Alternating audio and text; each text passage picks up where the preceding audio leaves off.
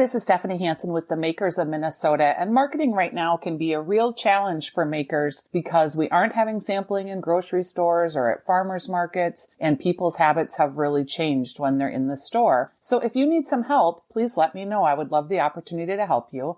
I have a couple of different ways that I can help you. One is we can just have a consulting call where I talk with you about different opportunities to get your product in front of people in the Twin Cities. The second option is just to get you started and on your way with a great social media experience where you are engaging people and you are posting in a way that gets more pairs of eyes to your posts. Or lastly, I can do it all for you. I can hire influencers. I can help you get your product in front of new people. And I can do all of your social media posts for Instagram, Facebook, and Twitter so that you can start reaching and finding new followers and engaging with people in a new way that will increase your product trial, sampling, and ultimately purchasing.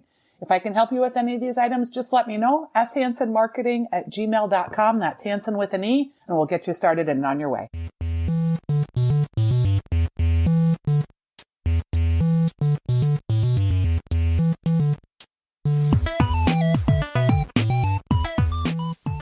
Hi, you're listening to Stephanie Hansen. I am the host of the Makers of Minnesota podcast, where we talk to cool people doing cool things in the state of Minnesota. And I'm here talking with Lindsay Polad, and she has the distinction of having just opened a restaurant during COVID-19. Lindsay, would you call the Grocers table a restaurant? Would you call it a market? You opened right before COVID hit, and I'm wondering how that kind of changed the trajectory of the beginnings of your business. Sure. I would call it, I first and foremost say market, just because I think that denotes that sort of bustling environment where you can kind of do anything from, grab a sandwich there to grab some prepared foods for the makings of dinner at home. So I'd probably call it a market first, then a cafe, then a wine bar, which when I was kind of deciding what our tagline was going to be, that's how it goes. Because, I think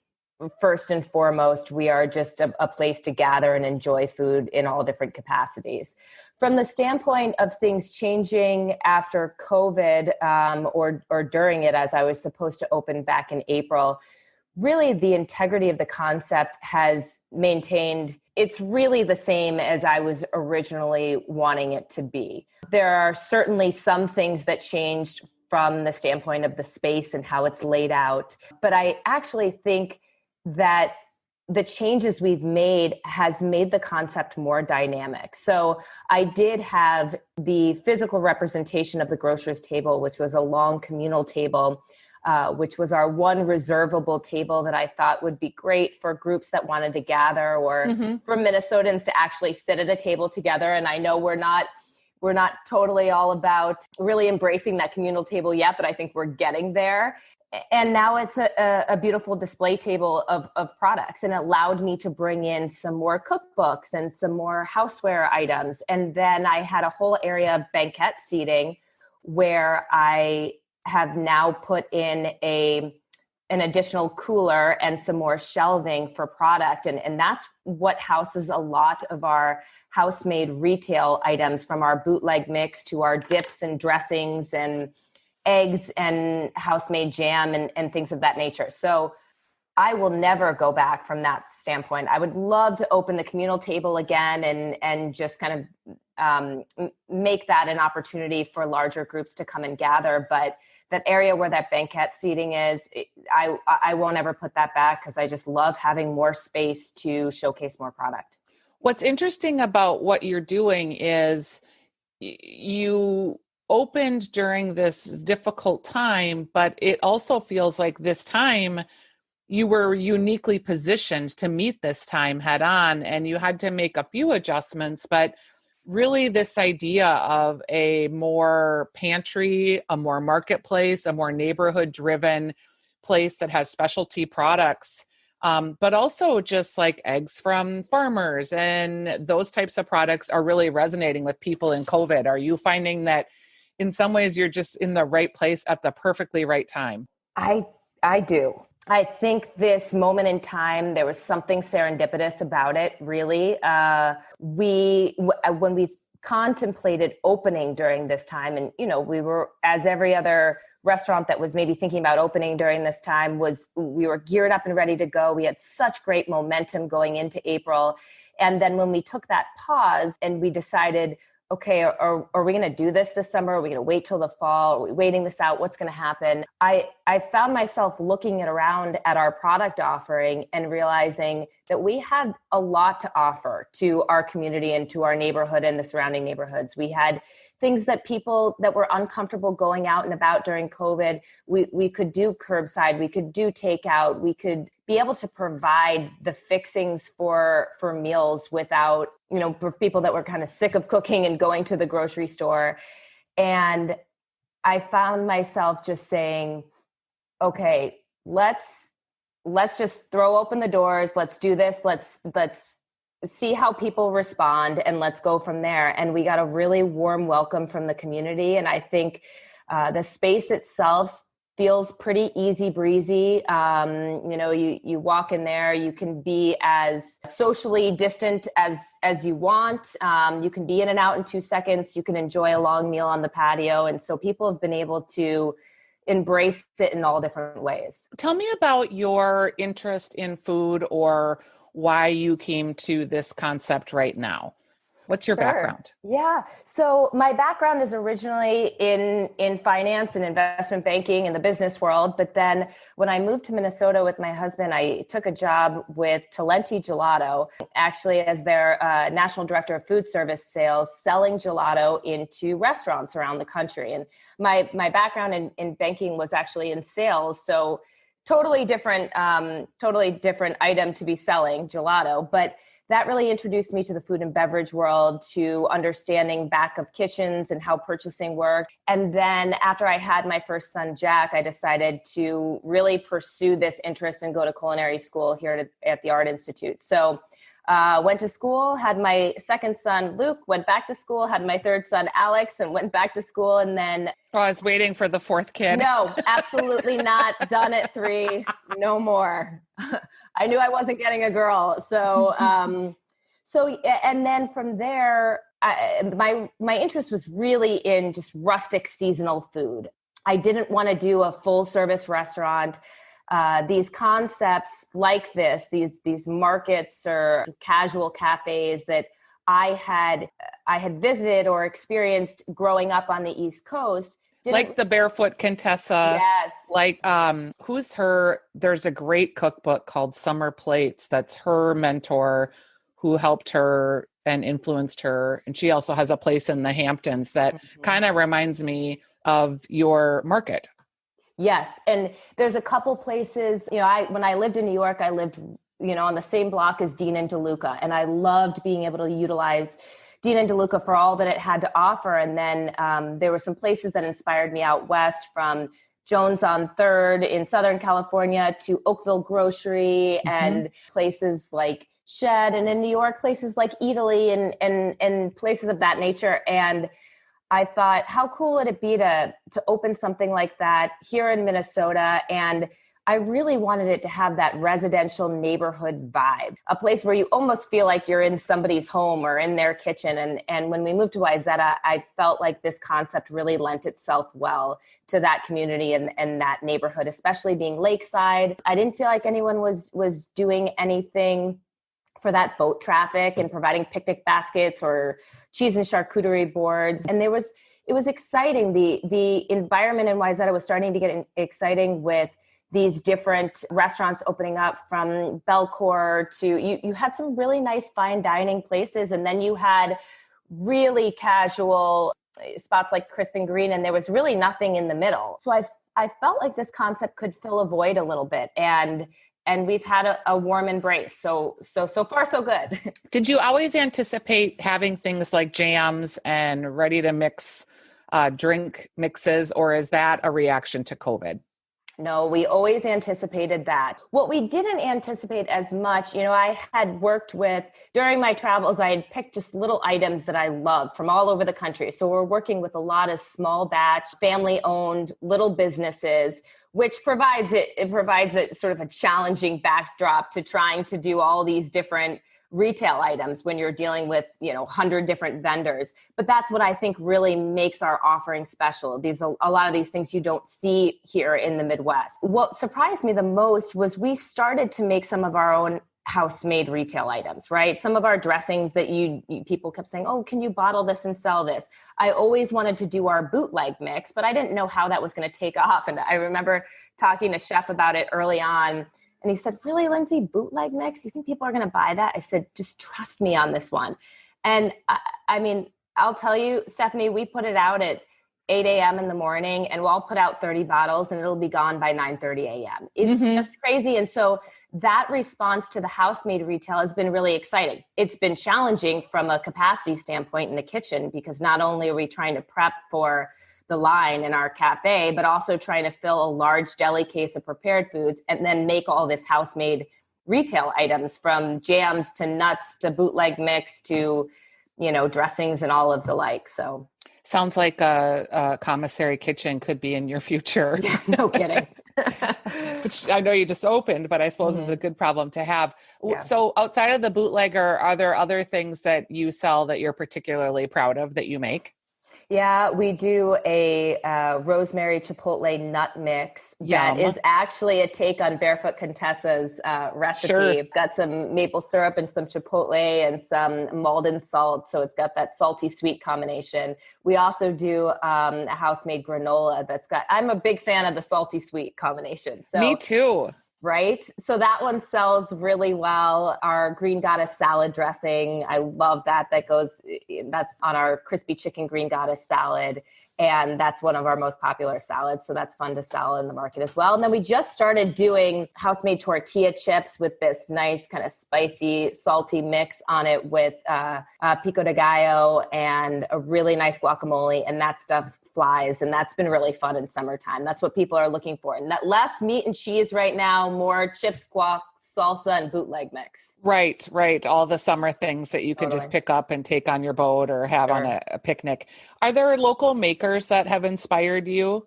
We do have some. Our meat and cheese program really centers around very local.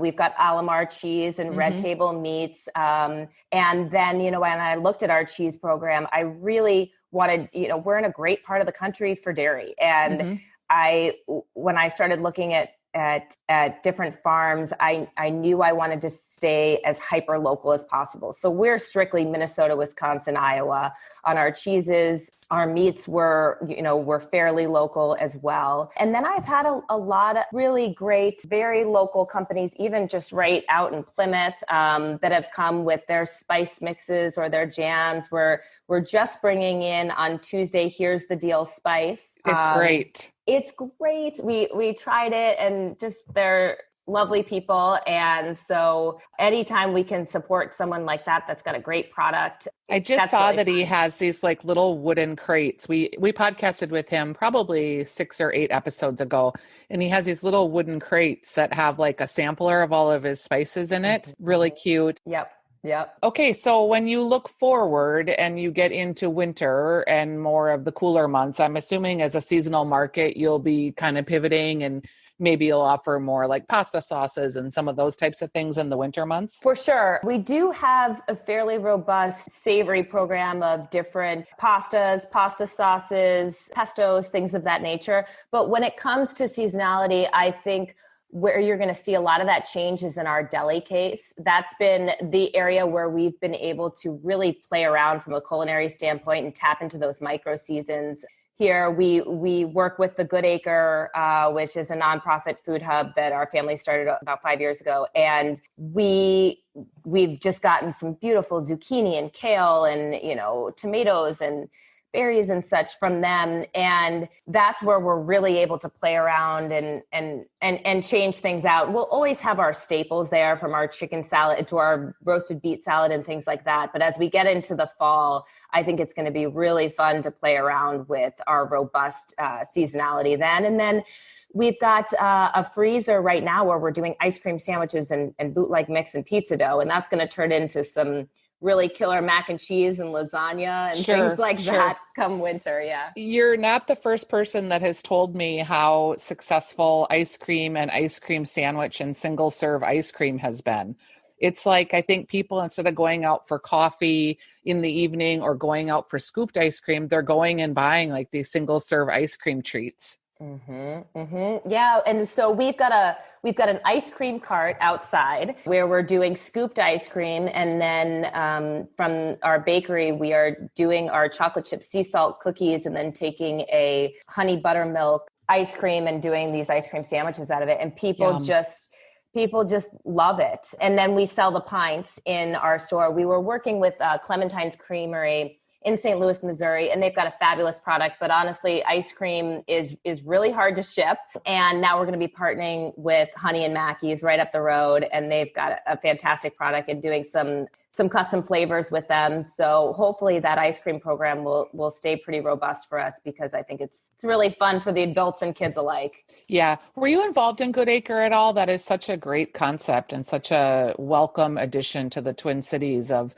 helping connect farmers with people that can buy their actual produce in a larger way than just at a market. Yes, I was. It was my sister-in-law and I, Sarah Polad, who started the Goodacre, started doing our research way back, probably now 7 years ago, trying to figure out, we started out thinking, could we do some sort of vertical farm, or what can we do here? Because what we were finding was there was really that need for that middleman between the farmer and then the end user. When we really started looking at the needs, it wasn't really as much of what we originally set out thinking, we could do this sexy vertical farm. No, it was the warehousing, it was the storage, it was the processing, and it was a commercial kitchen that was really needed. And so we based the Goodacre on the specific needs of what the community needed then. And it really is a 1 acre piece of land right next to the University of Minnesota Agricultural School in Falcon Heights.